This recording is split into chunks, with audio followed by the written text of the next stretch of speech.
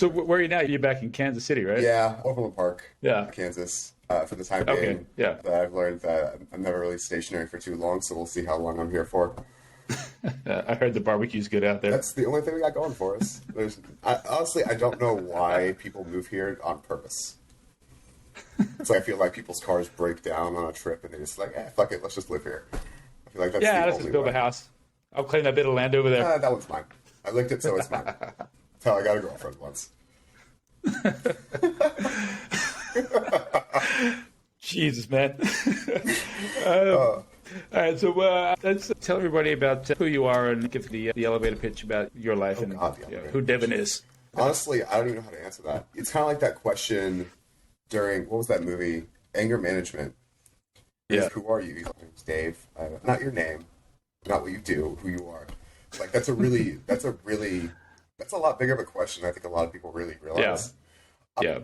Okay, so my name's Devin. I'm a total nerd, as you can see by my background. I love dogs. I have 3 of them myself. I was in the military for 6 years, and then I got out of that and went to school. I wanted to become a doctor, realized that I couldn't get past microbiology because I'm super colorblind to be able to tell grape stands apart. Nothing I could really do. Purple, red, blue. Yeah. I got 5. Yeah, that might fuck things up for you a bit, huh? And then I found myself in a marketing position. And then I went out to work in LA for a little bit, where Brody and I met back up after years. Because, like, literally, we played Call of Duty together a few times, and we're on the same team. And then all of a sudden, like, I never put a face with a name. And then we put 2 and 2 together.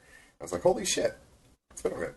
Yeah, weird how that comes full circle, huh? Yeah, you never know. I feel like it's happened to me a few times. I was living in DC when I was in the military, and a guy I went to the gym with doing like gymnastics and stuff. When I was in San Diego, years later, he walked into my gym again. I'm like, what the fuck are you doing here? So I feel like once you meet people that have the same kind of interests, eventually you're going to run into them again, which could be a double-edged sword. But so I'm an avid gamer. It's always been a hobby of mine. I feel like for a lot of people that are depressed, gaming is a huge release because it takes us to a different world entirely where we don't have to focus on what's going on with us. And we can do things that we can never do in real life. And I think for a lot of people that helps. And I know for a lot of my friends anyway, that's what they do. And they're zoned out because they don't want to deal with it. I know a lot of people use gaming as a coping mechanism during COVID and lockdowns and the pandemic to basically just connect with other people. Yeah, so mine was actually, during COVID, it actually caused my divorce because it enhanced my depression and not being able to do anything, and the only thing to focus on was gaming. It really put a huge wedge between my ex-wife and I. And it was like the start of the end, essentially. Obviously, like, I'm an introvert. I can literally not talk to people for days and be completely satisfied. And, like, I was just content, like, staying at home, hanging out with her, maybe going to the park with the dogs. But she needed human connection, and in that place that I wasn't able to give it. And a lot of it has to do with my depression and how I was raised. Like, I learned very on that my opinion didn't matter. So when she would ask what I was thinking, my response would usually be nothing important, because to me, as far as I knew, it wasn't important. And when it came down to it, I didn't really matter. And a lot of people that have that kind of thought process, along with myself, we're going to put someone else's wants and needs over ours. So if there's a problem, we don't want to raise the issue because we don't feel like if it bothers us, it's important. And I still get that way sometimes. Hey, it's my problem. You should have to deal with it. But it's not true. And even like right now, I'm in like a pretty good state. But when it comes down to it, there are those days where I'm just like, what the fuck's the point? Yeah. Is there a point? And that's the question no one can actually answer, which sucks. And then there's the whole thought process of people that are depressed to see the world for what it is instead of having these ideals of, oh, everything's fantastic, everything's a miracle. It's like, did you not look outside today? It's been less than 60 degrees maybe 4 times since I got back, and I got back in November. Oh, wow. It's 55 degrees outside right now. And I heard a kid say, and I responded to him as a joke. He's when I grow up, I want to do this. And I was like, dude, it's 60 degrees in December. You're not growing up. And that's fucked up to say, but it might be true. Yeah. So it's like they say that people that are depressed just see things for what it is instead of seeing what things could be. I don't know if that's true for you too, but it's definitely something that I noticed. 100%. I think that's where I get a lot of my sense of humor from too. Is I make jokes about how things are, and some people take it as they laugh, or they just look at me and go, "Man, what the fuck is wrong with you?" Yeah. Do you want a list? You can just Google my name. You can see all the things that are wrong with me. Yeah. Let's take a look back. Your history of depression. What is your earliest memory of like when you actually thought something might be off or not wrong with you? But when did you start actually like feeling, hey, something's not right? Honestly, 2 years ago. Really? Yeah. I wasn't even aware I was depressed. I thought this was how everyone was. I realized that there were people that were happy. And something that I talked with my ex-wife a bit about, let me phrase that differently, is that it's really hard for me to feel enjoyment. And I told her, I was like, it's like I'm usually, if I don't have the possibility of dying during what I'm doing, I'm probably not going to be having fun.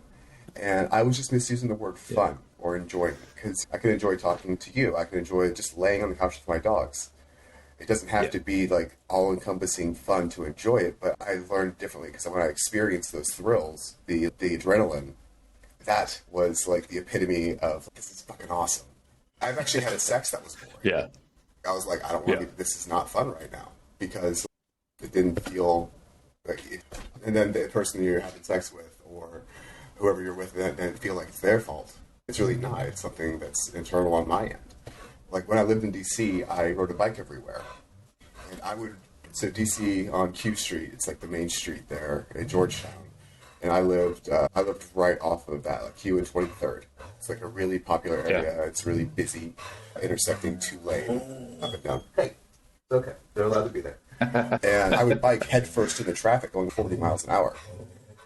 And I would weave in between oncoming cars. And someone's like, you're going to get fucking hurt. And I was like, I know, but it's fun. And eventually I did crash and I got hurt. And then I got back and I did it again. Because it was fun. And I got really good at it. And then I snapped my Achilles and stopped. That's usually a good reason. Honestly, I had my Achilles doing that. I snapped doing parkour.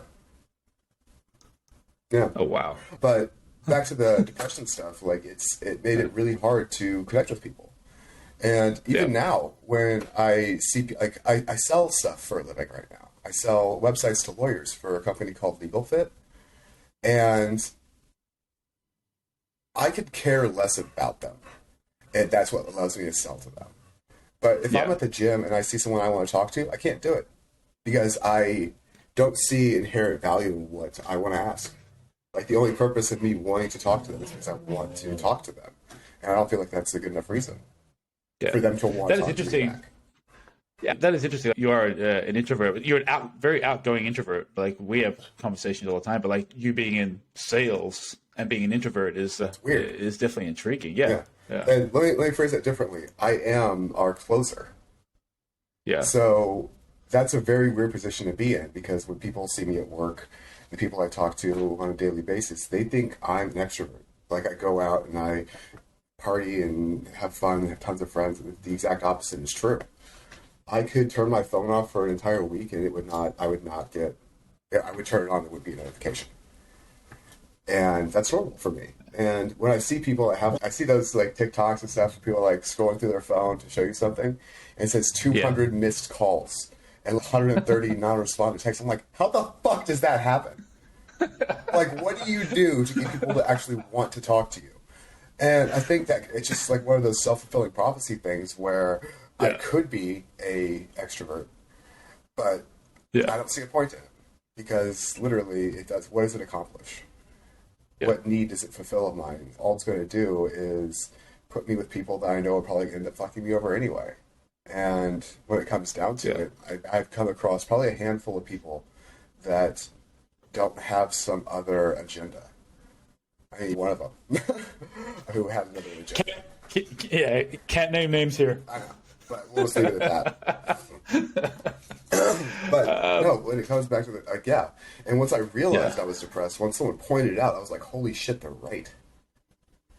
And the more I thought about it, the more I focused on it, and I was like, shit.